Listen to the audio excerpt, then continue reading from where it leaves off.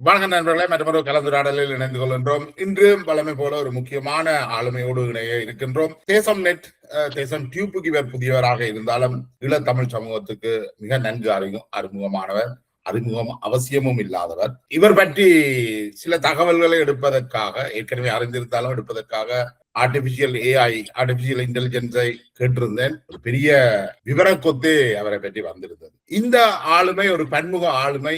கவிதை, கட்டுரை, அரசியல், சமூகம், விஞ்ஞானம், காதல், காமம், எந்த பகுதியையும் அவர் விட்டு வைக்கவில்லை. அவ்வாறான ஒரு ஆளுமையோடு எங்களுக்கு இணைந்து கொண்டிருந்தோம். குறிப்பாக தமிழீழ விடுதலை போராட்டத்தின் வரலாறு மட்டுமல்ல, தமிழரசு கட்சியினுடைய வரலாற்று காலத்திலும் அவருடைய வயதும் கிட்டத்தட்ட தமிழரசு கட்சியினுடைய வயதும் கிட்டத்தட்ட ஒன்றாக இருக்கும், அல்லது அவர் தமிழரசு கட்சிக்கே மூத்தவராக இருக்கிறதுக்கு தான் வாய்ப்புகள் இருக்கு. அந்த வகையில இன்றைக்கு எம்மோடு இணைந்து கொள்பவர் வா ஐஷா ஜெயபாலன். வணக்கம் தோழர். என்னிடம் உங்களுடைய அந்த அறிமுகத்தையே நான் நினைக்கிறேன், அதே பெரும்பாலும் போதும். நீங்கள் இவ்வளவு வெவ்வேறு விடயங்கள்ல இவ்வளவு ஆளுமையை செலுத்தி இருக்கிறீர்கள். இந்த உரையாடலை நான் பங்கு பற்றி இருக்கிறேன். ஆளுமை என்று சொல்றதை விட நான் தெரிஞ்சு ஒவ்வொரு விடயத்தையும் படிச்சு தெரிஞ்சு அந்த விடயங்கள்ல பங்கு பெற்றி இருக்கிறேன். நிச்சயமாக பார்த்து கொண்டிருப்பவர்கள் இளம் சந்தையில நீங்கள் அவரை தந்தை பெரியார் வந்திருக்கிறார் என்று நினைத்திடக்கூடாது. வா ஐஷா ஜெயபாலன் ஈழ தமிழ் ஆளுமைகளில் ஒருவர்.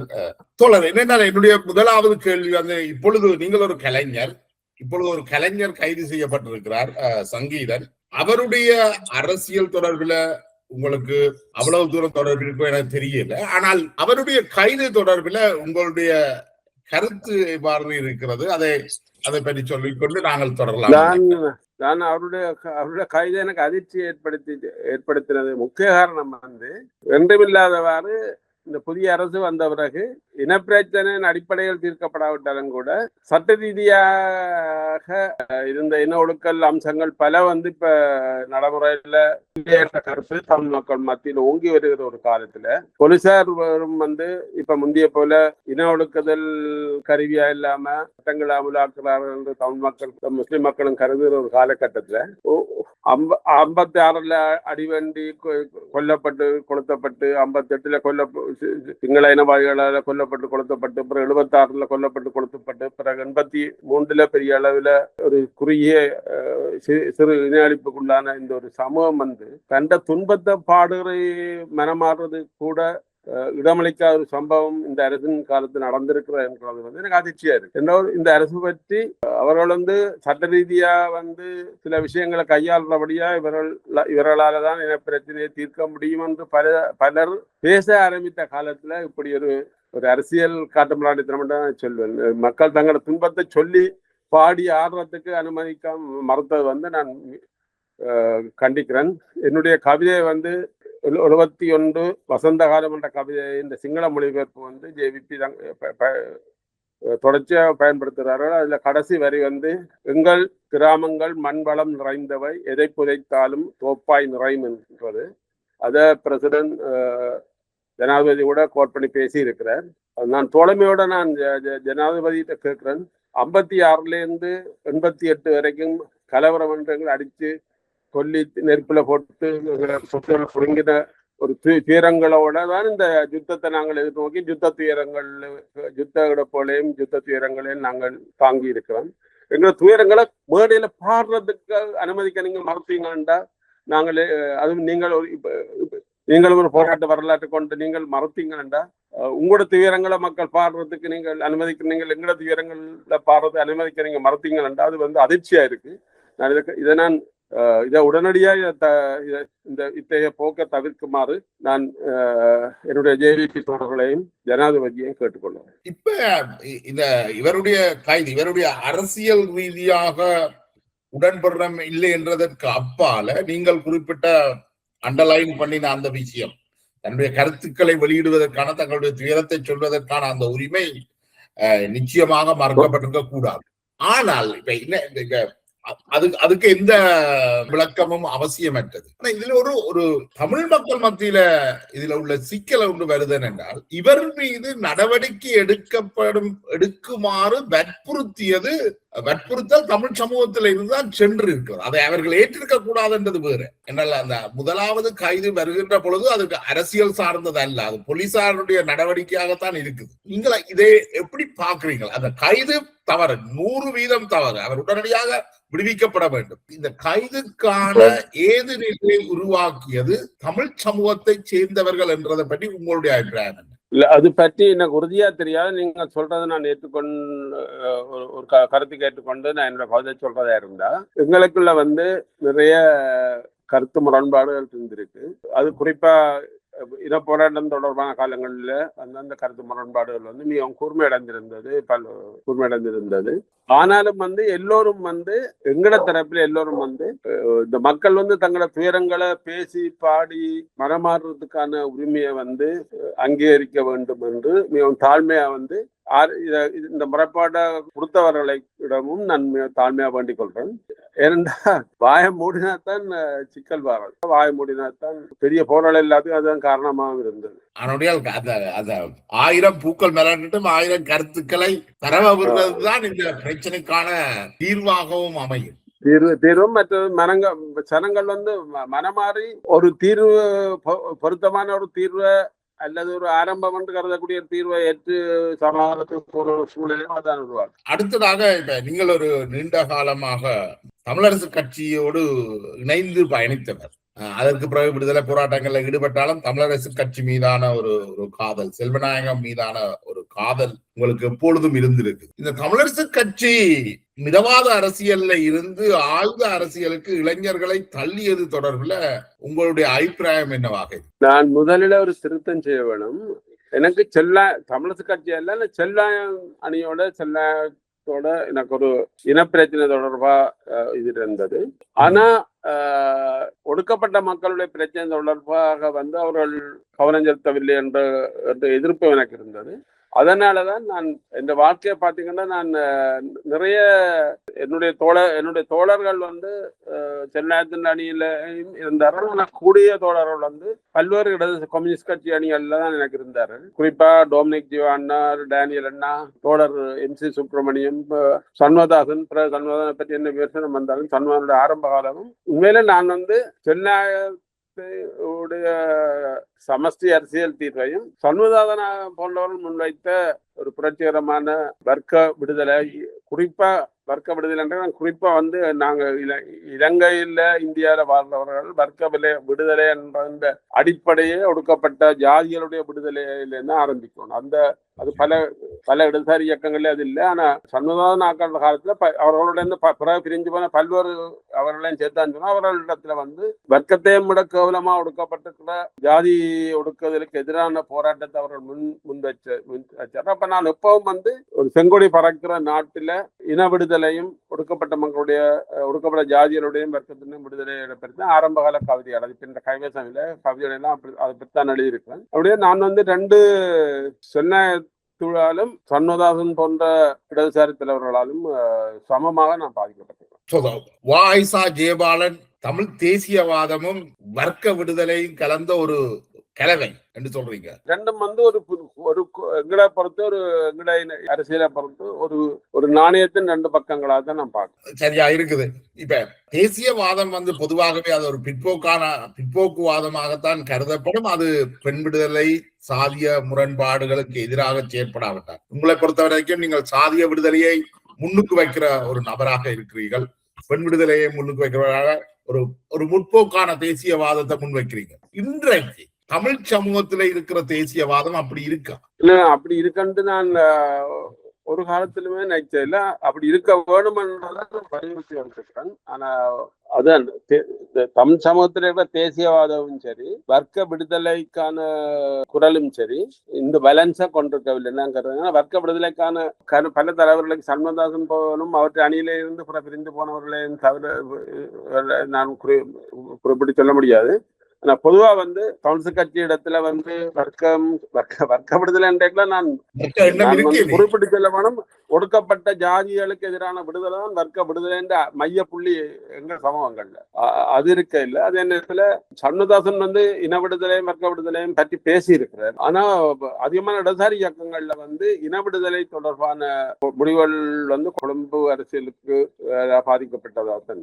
இந்த விடுதலை போராட்டம் ஆரம்பிக்கப்பட்ட காலங்கள்ல அது இடதுசாரி தன்மையை கொண்டிருந்தாலும் அவர்கள் முன்வைத்தது வந்து நாங்கள் தமிழீழம் என்றதை எடுக்கும் வரைக்கும் இந்த சாதிய போராட்டங்களை பின்னுக்கு வைப்போம். அந்த அடிப்படையில கே டேனியலின் நெத்தியின் மீது துவக்கையும் வைத்த சம்பவங்களும் நடந்திருக்கு. அப்ப இந்த விடுதலை போராட்டத்துக்கு எதிராக இருந்ததா? சில இயக்கங்களில வந்து வெள்ளாளர் இல்லாத ஜாதியை சேர்ந்தவர்கள் வந்து தலைமையில இருந்தார்கள். செல்வம் வந்து ஒரு டெமோக்ராட்டா இருந்தார். அந்த அளவுல வந்து ஒரு டெமோக்ராட் என்ற அளவுல வந்து அவர் இந்த பிரச்சனையில கருத்தினா செலுத்தினார் ஒழிய அவருடைய முனைப்பா இருந்தது முதலில் இன விடுதலை என்றதுதான் அவருடைய முனைப்பா இருந்தது. இடதுசாரி இயக்கங்கள் வந்து ஆரம்ப காலத்துல 44க்கு நான் பிறக்க முந்தி இருந்த இடதுசாரி இயக்கங்களுடைய அறிக்கையில வாசிக்க எனக்கு ஆச்சரியமா இருக்கு. மிகவும் சரியான மாதிரியான சிந்தனை உள்ளவர்கள் இருந்திருக்கிறார்கள். பிரிந்து போற சுதந்திரம் உள்ள ஒரு இலங்கை பற்றியெல்லாம் அவர் சிங்கள இடதுசாரிகள் பேசி இருக்கிறார்கள். மற்றது சிங்கள இடதுசாரியில கூட தோழர் அவருடைய பேர் டக்குன்னு வருது, அவர் வந்து தன் வாழ்க்கைய தமிழர்களுடைய இதுக்கு அளிச்சிருக்கிறார். அவருடைய பேர் உடனே வருகின்ற அவர் வந்து இந்திய இல்ல அவருடைய தலைவர் ரொக்கேஸ் கடைசியான இல்லை அவையெல்லாம் போலியல். உண்மையில வந்து விடுதலைக்கு முந்தின இடதுசாரி இயக்கங்களுடைய அணுகுமுறை வந்து தேர்தல் அரசியலால பாதிக்கப்படாத அணுகுமுறையாகவும் மிகவும் இன்றைக்கு நாங்கள் திரும்ப கற்றுக்கொள்ள வேண்டிய ஒரு அணுகுமுறையாக இருந்தது. எப்ப தேர்தல் அரசியல் இலங்கையில துவங்கினதோ அப்பவே அவர்கள பாதிப்பு ஏற்படுது. பிறகு அவர்களும் தேர்தல் அரசியல்ல சேர்ற பொழுது அவர்களுடைய அந்த இனவாத தன்மைகள் வந்து இடதுசாரி கருத்துக்களுக்குள்ள வந்துட்டது. எட்மன் சமரக்கொடியைத்தான் நான் சொன்னது. அவர் வந்து ட்ரொட்ஸ்கியிஸ்டுக்குள்ள எட்மன் சமரக்கொடி, மற்றது லெனினிஸ்டுக்குள்ள வந்து வெறும் பலர் அந்த நாட்கள் இருந்தாரு. அந்த காலம் வந்து ஒரு பொற்காலம் தான். அந்த காலத்துல மலைய மக்களுடைய தலைமையையும் அவர்கள் வழங்கக்கூடியவர்களாக, அதுக்கு தகுதியானவர்களாக, மலைய மக்களோட பங்கு பெற்றவர்களாக அவர்கள் இருந்ததே நீங்க பாப்பீங்க. அந்த பொற்காலம் போயிட்டது. இந்த தேர்தல் அரசியல் ஆரம்பித்ததுல இருந்து அந்த பொற்காலம் போயிட்டு விடுதலை போராட்டம் ஆரம்பிக்க துவங்கினதை தொடர்ந்து இந்த சாதிய போராட்டங்களுக்கு முற்றுப்புள்ளி வைக்க வேண்டும் என்ற கோரிக்கையை விடுதலை இயக்கங்கள் வைக்குது. அதை பற்றி சொல்லுங்க. இல்ல, விடுதலை இயக்கங்கள் வந்து விடுதலை இயக்கங்கள்ல சில எனக்கு டெலோவோட அதிகம் தொடர்பு இருக்க இல்ல, மற்ற எல்லா இயக்கங்களோடையும் எனக்கு தொடர்பு இருந்தது. அவர்கள் மத்தியில ஒரு கருத்தியல் டேனியலின் நெத்தியில் துப்பாக்கியை வைக்கிறாங்க. அதான் அந்த கருத்தியல் பேசுற பொழுது மற்றவர்கள் வந்து சாதிய விடுதலை பற்றி பேசி இருக்கிறார் எல்லா இடங்களும். ஆனா நடைமுறையில வரைக்கும் வந்து அவர்கள் வந்து ஒரு ஜாதிய விடுதலைக்காக போராடினவர்கள் தொடர்பா என்ன குற்றச்சாட்டு இருந்தாலும் அவர்கள் தங்களுடைய முன்னோடி போராடிகள் என்று இந்த இயக்கங்கள் வந்து கருதி அவர்களை வந்து மதித்திருக்க வேணும். என்ன கோபம் வந்தாலும் கூட எங்களுக்கு முதல் வந்து இந்த தமிழ் மக்களுடைய ஒடுக்கத்துக்கு எதிராக போராடிக்கணும்னு மதித்திருக்கணும். அது வந்து கவலைக்குரிய விடயம் தான்.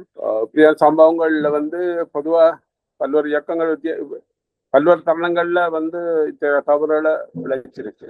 ஆனா தவறுகள் இழைக்கப்பட்டிருக்கான ஒரு விஷயத்த விடுதலை புலிகள் தொடர்பா வந்து இடதுசாரிகளுக்கு எதிரான வன்முறை இருந்ததான குற்றச்சாட்டு இருக்கு. அதே தருணத்துல வந்து அவர்கள் செய்த ஒரு பிளஸ் என்று நான் கருதுறது, போலீஸ் படையில வந்து அதிகமா ஒடுக்கப்பட்ட மக்கள் சேர்ந்ததால அதால சில நன்மைகள் விளைஞ்சிருக்கு. போலீஸ் படை வந்து என்னுடைய அறிவு கட்டிய வரைக்கும் அதிகமா வந்து ஒடுக்கப்பட்ட சமூகங்களை சேர்ந்தவர்கள் அதுல கூட இருந்தது. அது வந்து அதுல வந்து பிளஸ்கள் ஏற்பட்டிருக்கு. அரசியல் ரீதியாக ஏற்றுக்கொள்ள வேண்டிய போற்ற வேண்டிய சில ஜாதிய போராட்டங்களில் முன்னிலை வைத்தவர்களை அவர்கள் மதிக்க தவறினதுன்றதை நான் நியாயப்படுத்தவில்லை. இந்த விடுதலை போராட்ட காலகட்டங்கள் வந்து சாதிய போராட்டத்துக்கு உறுதுணையாக அல்லது இந்த சாதியத்தை நீத்து போக செய்திருக்கா அல்லது அது அப்படியே கட்டமைச்சிருக்காங்க. சாதியத்தை பெருசா தாக்க இல்ல. விடுதலை போராட்டங்கள்ல முக்கியமான இயக்கங்கள் ஜாதியத்தை அப்படியே ஸ்தம்பிக்க செயல்படாமல் வெளிப்படையா செயல்பட முடியாத ஒரு சூழலை உருவாக்கினா நான் கருதுறேன். ஆனா அவர்கள் இன்னும் கன தூரத்துக்கு போயிருக்க வேணும். என்னுடைய நேரடி அனுபவங்கள்ல தங்களோட அணியில குறிப்பா சட்டம் ஒழுங்க பொலிஸ்பட போன்றவற்றில ஜாதி ஒடுக்கப்பட்ட ஜாதியை சேர்ந்தவர்கள் அதிகமாக வைத்திருந்த இயக்கங்கள் சில நன்மைகள் ஏற்பட்டிருக்குன்னு தான் நினைக்கிறேன். அந்த காலம் போராளியா நிறைய பேர் அணிந்திருக்கிறார். அது போராளியா அணிந்தவர்கள் போர்க்களத்துல நகர்த்தப்பட்டவர்களாக இருந்தார். அரசியல் அணியிலும் அவர்கள் விடுதலை பற்றி தான் அதிகமாக பேசினார்கள். போலீஸ் போன்ற ஒரு பகுதிகளுக்குள்ள வரைய சனங்களை கையாள அணியலுக்குள்ள ஒடுக்கப்பட்ட மக்களுடைய தொகை அதிகரிக்கிற பொழுது அதுல ஒரு வித்தியாசம் இருக்குன்னு நான் நிச்சயமாக அது ஒரு முக்கியமான புள்ளின்னு நான் நினைக்கிறேன். நீங்கள் ஒரு குறித்த இயக்கத்துல இருந்தவரா எனக்கு தெரியல. ஆனால் நீங்கள் பல்வேறு இயக்கங்களோடையும் ஈடுபட்டிருக்கீங்க. குறிப்பாக விடுதலை புலிகளோடையும் பயணித்திருக்கிறீர்கள், வேணிய இயக்கங்களோடையும் பயணித்திருக்கிறார்கள். அது எப்படி சாத்தியமானது? விடுதலை புலிகளை பொறுத்தவரை தங்களோடு பயணிக்காதவர்களை ஆட்டோமேட்டிக்காவே அவர்கள் எதிரி ஆகிவிடுவார்கள். அது எப்படி உங்களுக்கு சாத்தியமானது? நான் நான் 19 வயசுல இருந்து 27 வரைக்கும் ஒரு பாடோ மைன் ஆஃப் இடதுசாரி பயங்கரவாதிகள் குறிப்பிடப்படுற இடதுசாரி ஜெர்மன் இடதுசாரிகள், மற்றது ரெட் பிரிகேட் என்ற ஜப்பானிய இடதுசாரிகள், வன்முறை முன்னிலைப்படுத்த இடதுசாரிகளால நான் பாதிக்கப்பட்டேன். நக்சலைட்ஸ் இயக்கம் அப்பதான் இழந்தேன். நக்சலைட் இயக்கத்தோட அது பெரிய ஈடுபாடுகள் இருக்க இல்லை.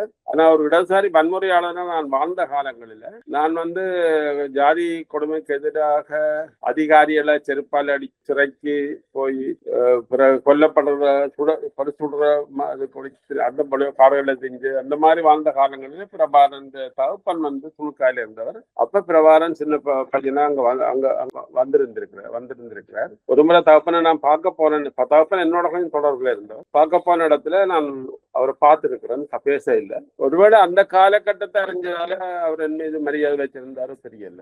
எனக்கு அது தெளிவான பதில் ஒன்று வென்னிட்ட இல்லை. ஆனா ஒன்று மட்டும், நான் எல்லா இயக்கங்களுக்குள்ளையும் தங்களோட பேசுற விஷயத்த போய் வேற மற்றவரோட பேச மாட்டேன். என்னோட உயிர் போனாலும் அவரோட காட்டி கொடுக்க மாட்டேன் என்ற கருத்து பிரபாரனுக்கு மட்டுமில்ல, மற்ற இயக்க தோழர்களுக்கும் அந்த கருத்து இருந்தது.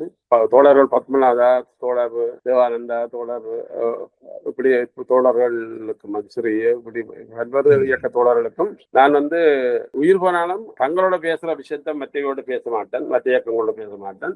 அதை நான் படப்பிடிச்சேன். நான் அதால என்னட்ட மற்ற இயக்கங்களை பற்றி கேட்கறதையும் விட்டு நம்ம இயக்கங்கள் விட்டுட்டுன்னா மற்ற இயக்கங்கள்ல நான் சந்திக்கிறதை தடுக்கவும் இல்லை. ஒரு இயக்கங்களும் தடுக்க, அது ஒரு அங்கீகரிக்கப்பட்டதா இருந்தது. அது எனக்கு கிடைச்ச ஒரு பாக்கியம் நினைக்கிறேன். ஈவன் விடுதலை புலிகளுடைய தலைவர் கூட நான் எல்லா இயக்கங்களையும் சந்திச்சுட்டு தான் அவரையும் சந்திக்க வரேன் என்பது அவைக்கும் தெரியும். நான் அவைய பணியில போய் கடுமையான அனுபவிச்சிருந்த முஸ்லீம் பிரச்சனை இப்படியான பல்வேறு பிரச்சனை இல்லை. அப்ப விசேடமா ஒரு உத்தரவு ஒன்று கொடுக்கப்பட்டது. எனக்கு கீழ்மட்டங்களால நிறைய பிரச்சனைகள் எனக்கு ஒரு தடவை என்ன கொலை செய்யறது கடத்தி இருக்கணும். அந்த சொல்லிகளுக்கு பிறகு அவர்கள் தேவாலயம் சந்தேகத்துக்கு அப்பாற்பட்டவர். அவர் எங்களை பற்றி என்ன இருந்தாலும் தலையிடக்கூடாது, அவர் சார அறிக்கையில வாங்க பிரபாரன் உள் சுற்று அறிக்கை அனுப்பினதா எனக்கு சொல்லப்பட்டது. அது மட்டும் இல்லாம நான் ஒட்டமான ஒரு முறை அவருடைய உயிரை நான் காப்பாற்றிட்டேன். அந்த நன்றி அவர் மறக்கையில பரத தலைவர் அவர் எனக்கு என்னுடைய பாதுகாப்பையும் உறுதிப்படுத்தி. அது என்ன சந்தர்ப்பம்? அது நீங்கள் அந்த விஷயம் கண்கண்ட சாட்சி நேரடியா அந்த விஷயத்தை தெரிஞ்சது நான் என்னுடைய தோழர் இப்ப லண்டன்ல இருக்கிறாரோ பிரான்ஸ்ல சிவாசின்னப்படி முகுந்தன், இங்க சிவாசின்னப்படியும் கேளுங்க, அவருக்கு தான் தெரியும். நான் எல்லா இயக்கங்களுக்கும் லெக்சர்ஸ் எடுத்திருக்கிறேன். ஒரு குறிப்பிட்ட காலத்துல நான் அதிகமா பிளாட்டுக்கு லெக்சர்ஸ் எடுத்திருக்கிறேன். அதால சில பேர் சின்ன பிளாட் பிளாட்டுக்கு உள்ளுக்கு இருக்க இல்லை. பிளாட்டையும் மற்ற இயக்கங்களை இணைக்க வேணும் என்ற ஒரு குறிக்கோளோட தான் எப்ப நான் இருக்கிறேன்.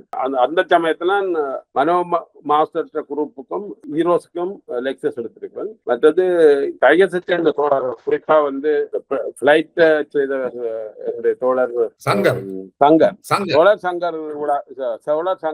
நான் எனக்கும் பிரபாருக்கும் இடையில தொடர்பாளராக வந்து ஆரம்ப காலங்களிலே இருந்து வந்திருக்கிறார். அது மாதிரி எல்லா இயக்கங்களோடும் எனக்கு தொடர்பு இருந்தது.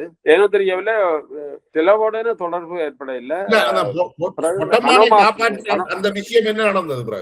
அதுல வந்து நான் வந்து அப்ப பிளட்டோட மூந்தனோட சண்டை பிடிச்சிட்டு, நான் எல்லாரோடும் சண்டை பிடிக்கிற மாதிரி நான் சண்டை பிடிச்ச இயக்க தலைவர்கள் இல்லை, மூந்தனோட சண்டை பிடிச்சிட்டு நான் தனியே இருந்தேன். அப்ப திடீரென்று பொடியல் வந்து அழுதாங்கள், என்னட்டு எங்களோட உயிர் இல்லாம போக போது, நாளை ரோட்ல பணமா கிடக்க போறோம்.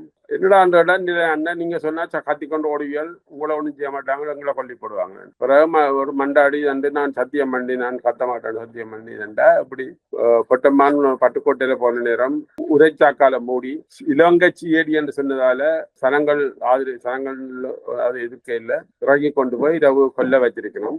அப்படியே வந்து இரவு நாளைக்கு நாங்க எங்கட பொடியில தானே நீங்க பாப்பிக்கணும்னு சொல்லி அழுதாங்க. ஒரு நாள் அவசரமா அவர் போற இடங்கள்ல மூந்தன் போற இடம் எல்லாம் போய் கண்டுபிடிக்க முடியவில்லை. இயக்க பேர் மாதவன். அவர் தொழிலாளர் பாதையில பரிசுல தொழிலாளர் பாதை வித்ததை நான் பார்த்துருக்கேன். அவரை உண்மையான பேர் எனக்கு தெரியாது. அவர் தான் நிதி பொறுப்பாளராக இருந்தவர். அவருடைய வீட்டுல வந்து மூந்தன், மாதவன், அப்ப சிவாசனப்படி பேசிக்கொண்டிருந்த டைம்ல தான் நான் வந்து பொடிக்காட்டை தள்ளிட்டு உள்ளுக்கு பாஞ்சு கத்த தொடங்கினேன். இயக்கங்கள் அழிக்க போறீங்களா, நாளை தெரு ஆளை அழிச்சுட்டு கொண்டு போறீங்களா அப்படின்னு நான் மோசமா கத்தினேன். இப்ப கந்தசாமி டம்பிங் கந்தசாமி ஆக்களை கொள்றதுதான் அவர்கிட்ட தொழில். அவர் என்ன தரச்சல் கேட்டவர்.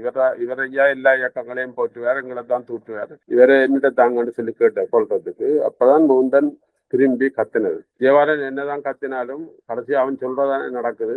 உடனடியா சொத்தமான ரிலீஸ் பண்ணிட்டு நீங்க சிவாபன் சின்ன படித்த இயக்கிறது நல்லது.